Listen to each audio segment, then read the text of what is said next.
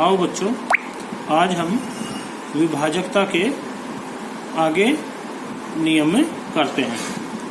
हमने जैसे 2, 3, 4, 5 का विभाजकता नियम किया है। आज हम करते हैं 6 से विभाजकता, अर्थात कोई संख्या 6 से कब भाग होगी, यानी कि बिना भाग किए हमें ये बताना है कि ये संख्या 6 से भाग होती है या नहीं। तो इसका हम एक नियम है जो क्या है कि यदि संख्या 2 और 3 दोनों से भाग होगी तो वह संख्या 6 से भी भाग हो जाएगी। तो क्या होगा 6 से विभाजकता का नियम कि पहले हम देखेंगे यदि संख्या 2 और 3 दोनों से भाग होती है तो वह संख्या 6 से भी भाग हो जाएगी। तो 6 से विभाजकता के लिए हमें 2 का भी नियम पता होना चाहिए और 3 का भी नियम पता होना चाहिए। जैसे हम कोई संख्या लेते हैं, जैसे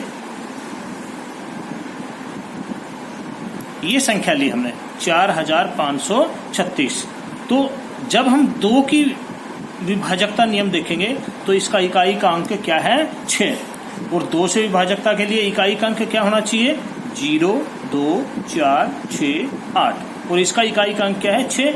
तो ये 2 से भाग हो जाएगी। अब 3 के लिए क्या करेंगे, इसके अंकों का योग करेंगे हम, अंकों का योग, यानी कि जो ये अंक है ये संख्या है और ये इसके अंक हैं, ये क्या होगा अंकों का योग। तो जब हम इनको जोड़ेंगे 9 और 3 12 और 6 18। अब 18 को जब 3 से भाग करेंगे भाग हो जाएगा 18 से, तो 18 3 से भाग होगा।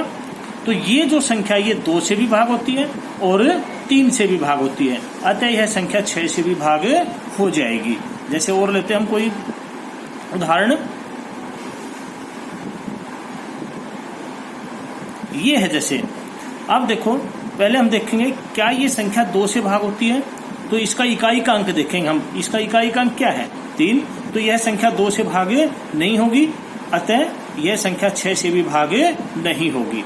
तो 6 से भाग होने के लिए क्या होना चाहिए, संख्या 2 से भी भाग होनी चाहिए, अर्थात इकाई का अंक क्या होना चाहिए 0, 2, 4, 6, 8, और इनके अंकों का योग 3 से भाग होना चाहिए।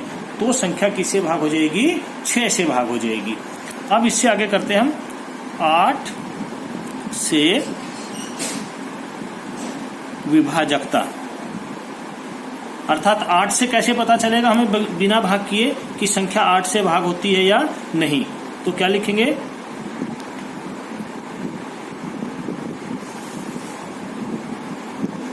संख्या के इकाई,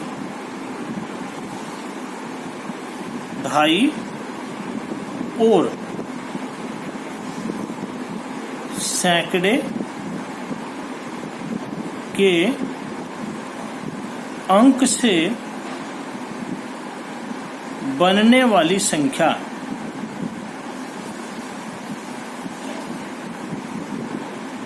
यदि 8 से भाग होगी तो वह संख्या 8 से भाग हो जाएगी। जैसे हमने 4 का नियम किया था, 4 में हमने 2 अंक लिए थे इकाई और दहाई। जब 8 से विभाजकता का नियम करेंगे तो 3 अंक लेंगे हम, इकाई, दहाई और सैकड़ा। 4 के लिए 2 अंक लेते हैं और 8 के लिए 3 अंक लेंगे, इकाई, दहाई और सैकड़ा। जैसे हमने कोई संख्या लिखी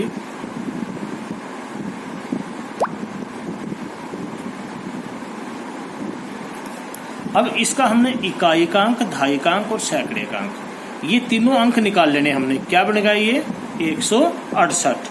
अब इसको हम 8 से भाग करके देखेंगे। ये 8 से भाग हो जाएगा, 8 दूनी 16, 8 एकम 8। तो ये संख्या भी 8 से भागे हो जाएगी। अर्थात 8 से विभाजकता के लिए कितने अंक निकालेंगे हम?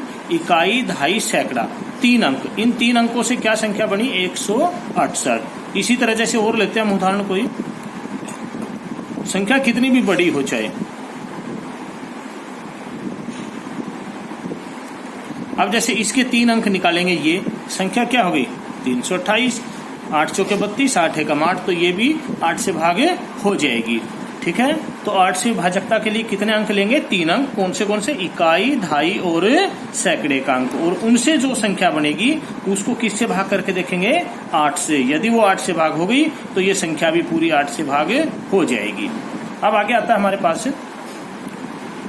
9 से विभाजकता। 9 से विभाजकता की संख्या 9 से कब भाग होगी? तो ये जैसे आपने 3 का किया था उसी तरह से 9 का है। यदि संख्या के अंकों का योग 9 से भाग होगा तो वह संख्या भी 9 से भाग हो जाएगी। जैसे हमने 3 का किया था कि यदि अंकों का योग 3 से भाग होगा तो संख्या किससे भाग होगी? 3 से। तो उसी तरह से यदि संख्या के अंकों का योग 9 से भाग होगा तो वह संख्या भी 9 से भाग हो जाएगी। जैसे कोई संख्या लिखते हैं हम,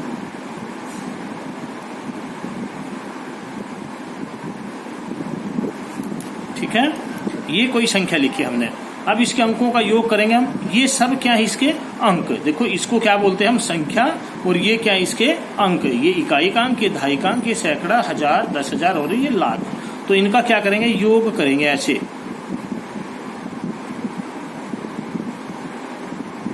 इनको सबको जोड़ देंगे। 6 और 4 10 और 2 12, 20, 24 और 3 27। तो इनका योग कितना आ गया? 27। अब 27 को 9 से भाग करके देखेंगे, 9 से भाग हो जाएगा ये।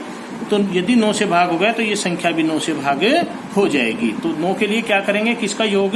अंकों का योग। और यदि अंकों का योग 9 से भाग होता है तो संख्या भी 9 से भाग हो जाएगी।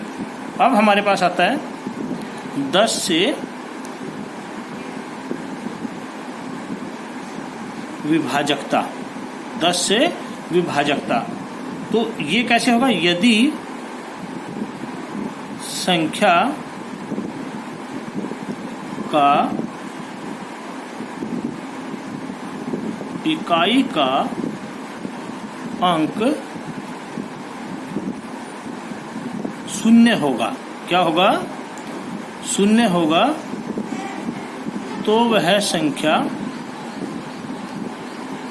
10 से भाग होगी। 10 से कब भाग होगी? जब उसका इकाई का अंक क्या होगा? 0। जैसे आप कितनी भी बड़ी संख्या लिखो, लेकिन इसका इकाई का अंक यदि क्या है? 0, तो ये संख्या 10 से भाग हो जाएगी। कितनी भी बड़ी संख्या हो, यदि उसका इकाई का अंक 0 है तो हम सीधा लिख सकते हैं कि यह संख्या 10 से भाग होगी। तो 10 से विभाजित होने के लिए हमें केवल क्या देखना है? इकाई का अंक। इकाई का अंक क्या होना चाहिए? 0। तो वह संख्या 10 से भाग हो जाएगी। अब जैसे आता है 11 से विभाजकता। किससे? 11 से। तो देखो 11 से विभाजकता के लिए आपको क्या देखना है? जैसे आपके पास ये कोई संख्या दी है, ठीक है, तो इसका क्या करेंगे हम? पहला, तीसरा, 5वां और 7वां, यानी कि जो विषम स्थान पर संख्याएं आई हैं। कौन से स्थान पर? विषम पर, यानी कि एक छोड़कर एक संख्या। जैसे 3, 4 छोड़ दिया, फिर क्या लिया? 8। इनका योग कर देंगे। फिर 5 छोड़ के 6, फिर 4 छोड़ के 5। ये अंक हो गए पहला, तीसरा, 5वां और 7वां। इनका योग करेंगे 8 और 3 11 और 6 17 और 5 22। अब जो बची हुई संख्याएं हैं यानी कि दूसरा चौथा, तो दूसरा क्या है 4 प्लस 5 प्लस 4 प्लस 2। अब इनको जोड़ेंगे 9 और 4 13 और 2 15। देखो ये जोड़ दिए पहले हमने, फिर ये जोड़ दिए। अब इन दोनों का जो जोड़ आया उसको घटा देंगे हम, यानी कि 22 में से 15 को घटा देंगे, कितना आ गया 7। तो यदि ये अंतर इनको यानी कि घटाने के बाद या तो क्या आ जाए 0 आ जाए, या तो क्या आ जाए 0 आ जाए, या 11 से भाग हो जाए, तो वह संख्या 11 से भाग होगी। तो इसी तरह जैसे और लेते हैं हम कोई उदाहरण। अब जैसे इसमें से लेंगे हम पहला अंक, तीसरा, 5वां, 7वां, इनको जोड़ेंगे 3 8 5 और 4। 8 और 3 11 और 5 16 और 4 20। क्या आ गया इनका योग 20। अब जोड़ेंगे ये दूसरा, चौथा, छठा और 8वां, इनकी 3 प्लस 7 प्लस 8 प्लस 2। 7 और 3 10 और 8 18 और 2 20। इनका जब अंतर करेंगे हम 20 में से 20 घटाया क्या आ गया 0। तो ये संख्या 11 से भागे हो जाएगी, यानी कि यह अंतर या तो 0 आ जाए या ऐसी संख्या आ जाए जो 11 से भागे हो जाए, तो वह संख्या 11 से भागे हो जाएगी। तो इस तरह से आज आपने विभाजकता नियम करने किसके 2 का, 3 का, 4 5 6 8 9 10 और 11 ये विभाजकता नियम करने हैं।